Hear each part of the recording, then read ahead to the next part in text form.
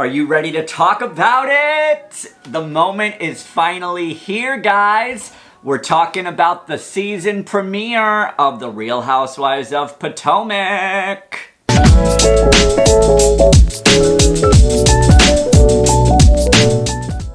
Hello, hello, hello, my beautiful Bravo lovers. What is going on? Let me make sure y'all are in focus. There we go. I've put out a lot of Potomac videos lately. Thank you to everyone that's watched and liked and subscribed. At the time of filming, I've got some exciting news. We are at 992 subscribers. I am so close to 1,000. So go ahead and hit that subscribe button. And with that being said, let's talk about the season 6 premiere of the Real Housewives of Potomac.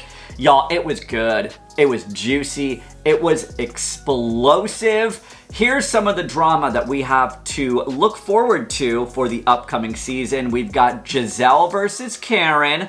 We've got Candace versus Karen, and basically Candace versus everybody. All of the Wendy rumors and the cheating rumors, and Wendy versus Gisele, and so much more. So the episode, it opens up with a producer moment and the ladies prepping for their season 6 confessionals. The producers ask the ladies, in one word, describe what last season was like, and without missing a beat, they all come to a collective agreement and say that last season was toxic. And we have some flashbacks of the Drag Me Monique drama. Now, here are my thoughts about Monique not being part of season 6. It's a shame. I am a Monique stan. I love her so much. I think that she got the shit end of the stick.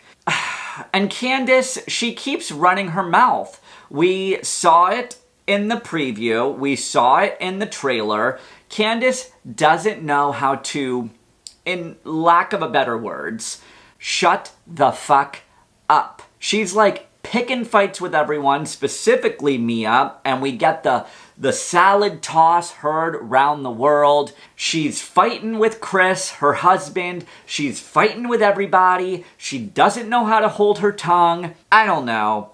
We'll see this season play out though. So let's just move past Drag Me Monique Gate and talk about this season premiere, which was so juicy, so good, so everything. This season premiere was so much better than the entire season so far of RHOP. There.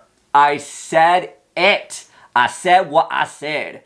So Wendy is basically the unofficial narrator of the season 6 premiere of the Real Housewives of Potomac. She said, last year taught me that you never know who is going to be plotting behind your back, and you never know who your real friends are. Don't listen to them. Watch them. This season, if I had to describe this season in one word, I'm going to describe it as explosive. Yes, explosive. So just like any other premiere that I review and recap and do a deep dive of, we're gonna go and we're gonna check on all of the ladies, see what everyone's been up to since last season wrapped filming. Let's start with Wendy. Wendy. Dr. Wendy. Address her correct, sweetie. So she is hosting a nude interlude party. So the whole season premiere, it sort of revolves around this nude interlude party. And guys, she's gotten some work done. She got her titties done and other tweaks, as she would like to call them. But she doesn't go into detail about what these other tweaks are. We'll get into that later. Trust and believe.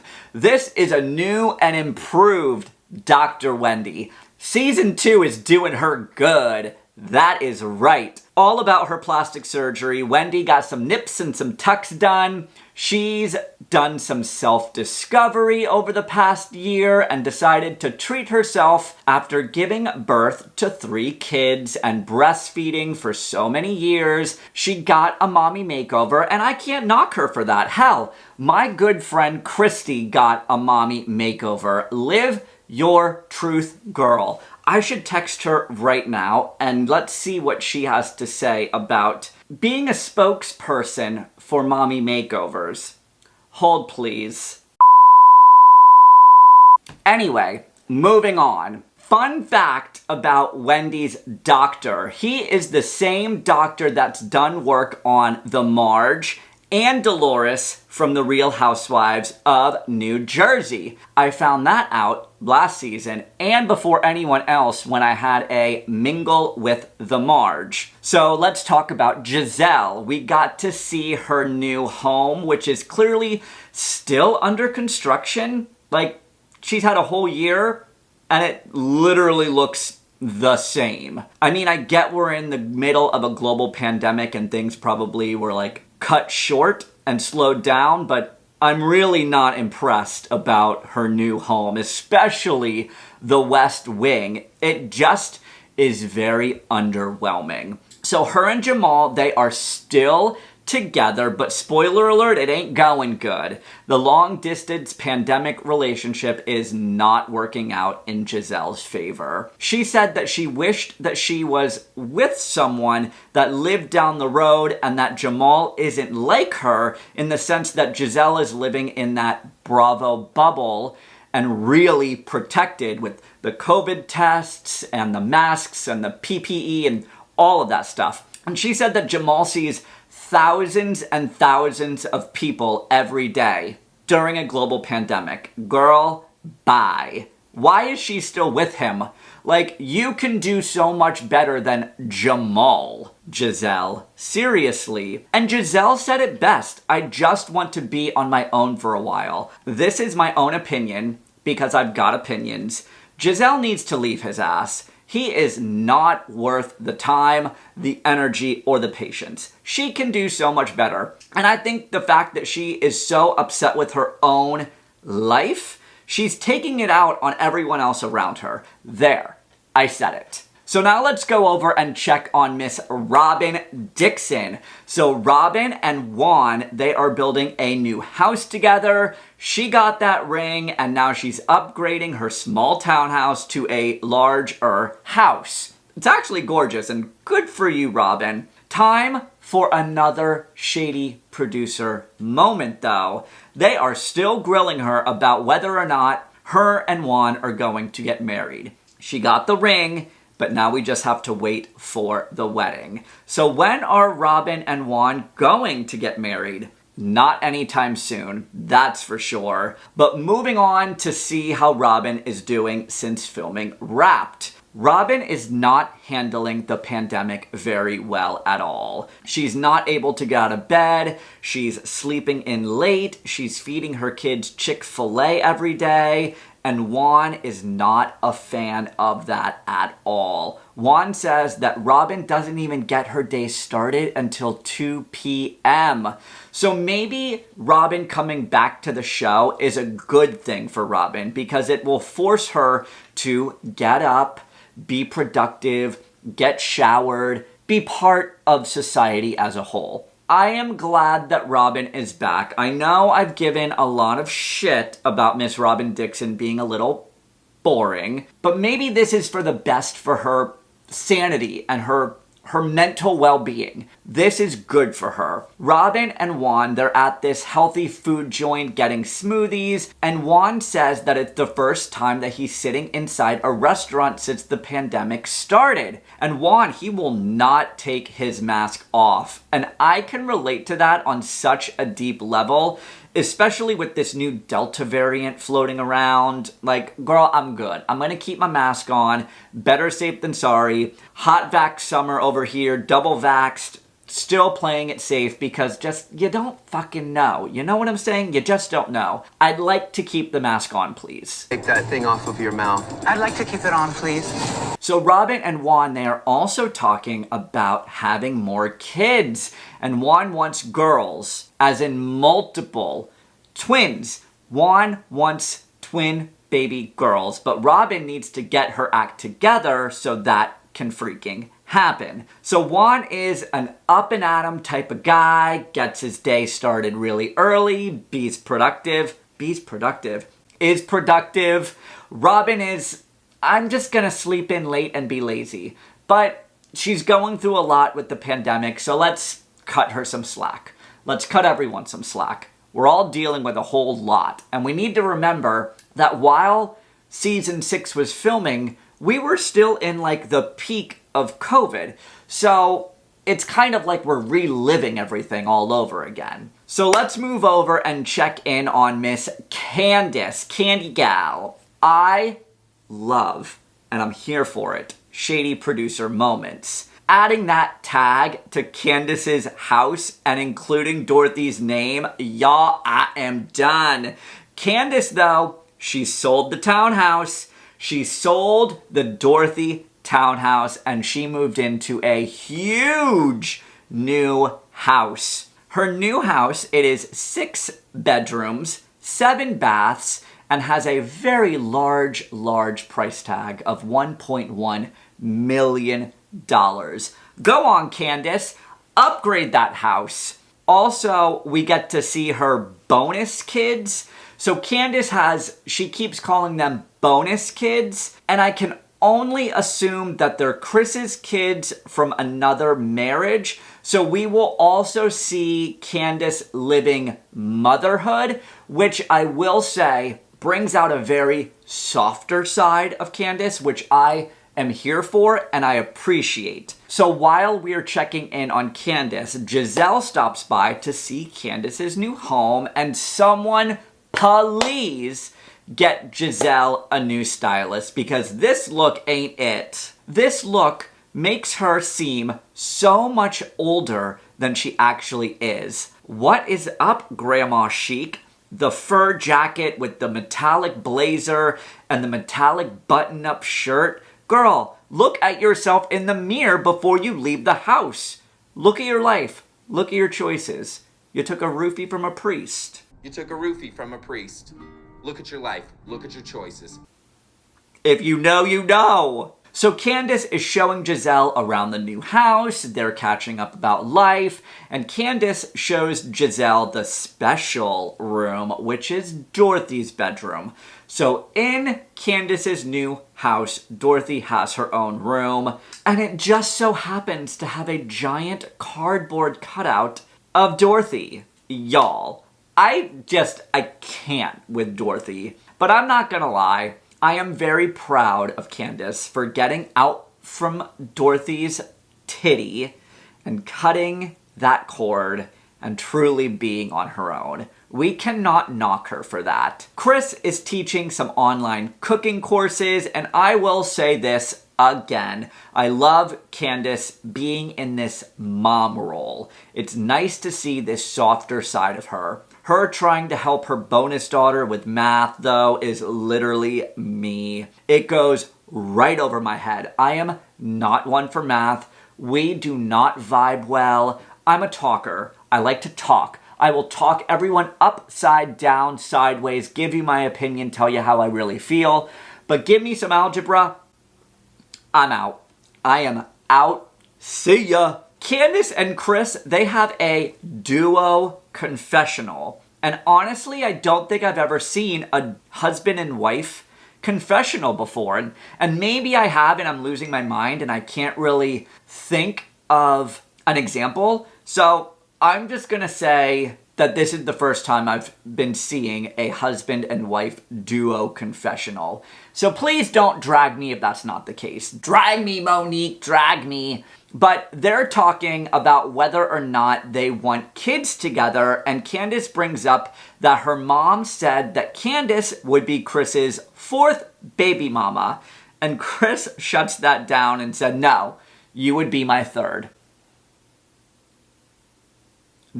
Okay, moving on. Christy, she texted me back about the whole mommy makeover. Let's see what she has to say about mommy makeovers. She said, okay, 2 things. I was actually just talking with a friend yesterday. 1, it is an immediate boost of self-confidence. I wear things I would never wear before.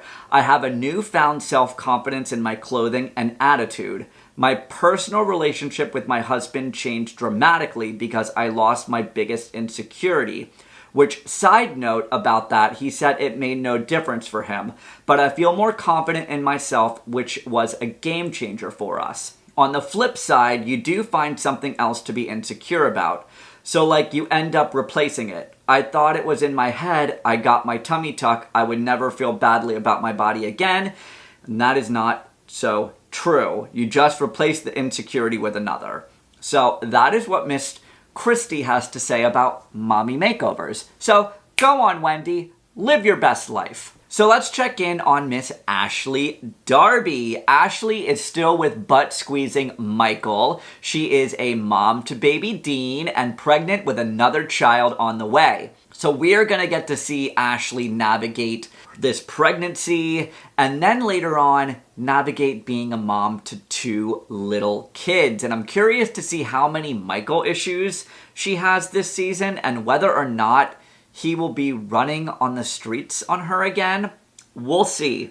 We shall see. Verdict is still out about Michael Darby. In one of her confessionals, though, she says, because I didn't grow up with a father of my own, I didn't really know what fatherhood looked like. This makes me believe the reason why she's lasted so long with Michael and all of his bullshit, it's because she has very deep-rooted daddy issues. There. I said it. So her and Michael are spending some time together with baby Dean and they're talking about the new baby on the way. And Ashley brings up some of the issues that they had last year regarding Michael being unfaithful. And Ashley said that they've been through therapy and they're both doing things differently this time around. And Ashley wants them to be more opened if they're going through something. And Michael says, yeah, this time will be different. I'm in a better place this time around. And during that whole conversation, guys, it just felt like Michael was being so dismissive in the way like he didn't want to talk about it, but was forced to talk about it because of the cameras. I don't like Michael.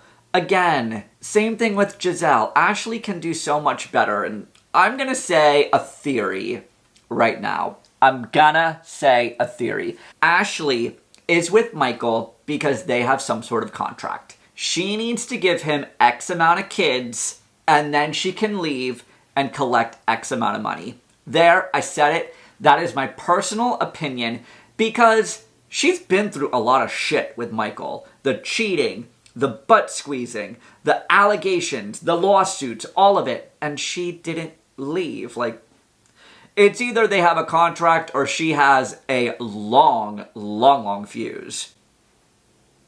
No lies detected. So let's move over and check on Miss Karen Huger. So Karen's daughter is getting married. Karen and Ray, they are planning a vow renewal, but they're not gonna call it a vow renewal because of the Real Housewives vow renewal curse. And that is, if you don't know what that curse is, anytime a housewife does a vow renewal on the show, they end up getting a divorce. So Karen is going to call this vow renewal so nice, we had to do it twice. Okay, so Ray doesn't want Karen to do an over-the-top wedding, and apparently Ray got pissed off at Karen during the first wedding because Karen went out and did her own thing, and when she came back, Ray asked for the ring back. And Ray thinks because of the whole pandemic going on that they do a small vow renewal with less people, and that just does not sit well with the Grand Dame. The Grand Dame doesn't do anything little and not over the top. Like, he knows who he's married to, right? Okay. So Karen and Ray then are talking about their issues with Gisele, and Karen says that she's misdirecting her anger towards Karen. Gisele is misdirecting her anger towards Karen, and she should be directing it to the man that hurt her, aka Jamal. And Karen says, God forbid Gisele turns the mirror on herself and deals with her own crap. Again, no lies detected. So now it's the night of Wendy's nude interlude party, and all the ladies are getting dressed in their best nude looks. And I'm gonna say it, some of these ladies need to Google what nude is, because white and pink, it ain't it. That's not nude. And Wendy has titty cupcakes, and she even gave the tit cake to her sons, which I found a little uncomfortable. There, I said it. And Wendy then asks her sons, what is the cake? What does it look like? And the sons answer, it's chocolate. I'm done. She gave the titty cupcakes to her sons and then asked them what they thought it looked like. What was she expecting? Mom, it looks like a tit. I can't.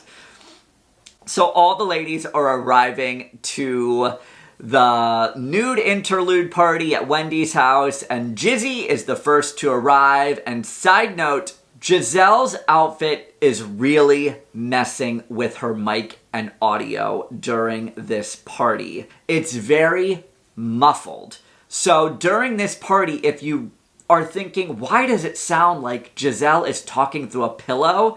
It's because that leather ensemble is muffling the mic, and it's really messing with the audio. So, Gisele, you've been through this 6 years. This is not your first time at the rodeo. Dress appropriately so it doesn't fuck with your audio, girlfriend. There, I said it. Also, all of the ladies are very salty that they had to drive so far away to get to Wendy's house. Also, I don't know if you guys know this, but just because it's called the Real Housewives of Potomac, they don't live in Potomac. Like, Karen lives in Potomac, and then we have National Harbor. It's all in, like, the DMV area. So for those that are not familiar with the DMV, Potomac and National Harbor and DC are not close together. I'm just saying. You are going to drive, and you are going to be stuck in traffic to get to everyone's house. Just put it in context. They do not live close to each other. Like, it's just not a thing. Moving on. So, Robin is then the next person to arrive at the nude interlude party, and Robin is not late. I am so proud of Robin. It's like she has turned over a new leaf. We have come so far, Robin. We have come so far. And then Gisele immediately pulls Robin aside and takes her to the table setting and shows her the seat assignments, and they're very perturbed about seeing a name card that says Mia. They're both like, who's Mia? And Gisele is all, I don't know that bitch. So Mia is going to be introduced to the group as Karen's friend. Let's talk about Mia. So Mia is a boss. She owns multiple chiropractic centers across the East Coast. She's quirky. She has 3 kids, 12, 5, 3, boy, boy, girl. She also has grandkids, 4 grandkids, because her husband is 32 years older than her. So Mia is 36 and her husband is 68. She lives in National Harbor and she has a home in North Carolina. So Mia is a boss-ass bitch. So Karen and Mia are headed to the nude interlude party together, and Karen is telling Mia about all the ladies and how welcoming Wendy was towards Mia, which really was not the case. Wendy was not thrilled that Karen asked if Mia could come to the party. But Wendy and Karen were able to talk woman to woman about last season and agree to kind of move forward, squash their differences, and move forward and just start new, a new chapter. But Wendy threw some shade at Karen and said that they're from different times implying that Karen's old. So moving back to the party, pregnant Ashley arrives next, baby bump and all. Wendy does a grand entrance and everyone is very confused about it. And then, last but not least, Karen and Mia arrive at the Nude Interlude party. So Wendy is filling in all of the ladies what the Nude Interlude party is all about. And she goes on and on and on and on and on about she wanted to do something for herself. She breastfed her kids for so long. All she did was be a mom and she wanted to do something for herself and boost her self-confidence and just went on and on and on. This like telenovela about what this party meant to her. And all the ladies zoned out. And Gisele is all, land the plane, Wendy, land the plane. Which I agree. And Wendy keeps saying that there's going to be special guests at this party. So the special guests are Wendy's new tits, Happy and Ness. Happiness. Get it? Happiness. All the ladies then are very interested to know what Wendy got done. And Wendy said, I got my boobs done and I got some tweaks. But won't go into detail about what the tweaks are. So Robin thinks that Wendy got her butt done. And I'm gonna have to agree with you, Robin, because last season, Wendy had a pancake booty. And now she got a Kim Kardashian booty. You got a butt lift. Own it, baby. Own it. Also, I think Wendy got some face work done because she looks really refreshed. Fillers, Botox, tightening, I don't know, but you have a new face. You look different. And I'm not going to knock it because I get Botox. So do your thing, girl, but you got a new face. I'm just saying. So all the ladies then make their way to the dinner table and Mia is pushing Wendy to find out what these tweaks are. And Wendy claps back and says, what work have you had done? And here is the list of all of the work that Mia has had done. She even then said that she got her clit worked on. Girl, I already know Mia is the moment. Mia understands the assignment. She knows the game already. And she did not come to play. So this dinner, we're getting into it. It gets wild. So Wendy is talking about Candace not coming to the party because she is feeling sick. Robin thinks the reason Candace didn't come to the party is because she didn't want to be around Karen because what transpired last season with Monique. Wendy then says she wishes that everyone collectively can be in a great place with each other. And Gisele immediately chimes in and says, yeah, that might be a little difficult, and goes in on her issues with Karen. She said, you know I can't stand Karen. Gisele says, I will never be in a good place with Karen, so I've decided I'll just tell her truth. Your whole truth. Your drunk truth. Your cheating truth. Your broke truth. My asshole clenched. She then said, I'll spread it out over time. I won't drop it all tonight at the dinner table. And then it happens. And then it happens. Karen claps back and says to Gisele, you want to talk about your fiery box and your box being on fire? That's why you can't keep a man? And then Wendy says, are you talking about her coochie being on fire?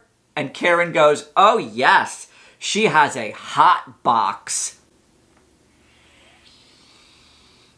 Gisele says that Karen is so obsessed with her coochie because the ding-dong at her house is broken. Woo!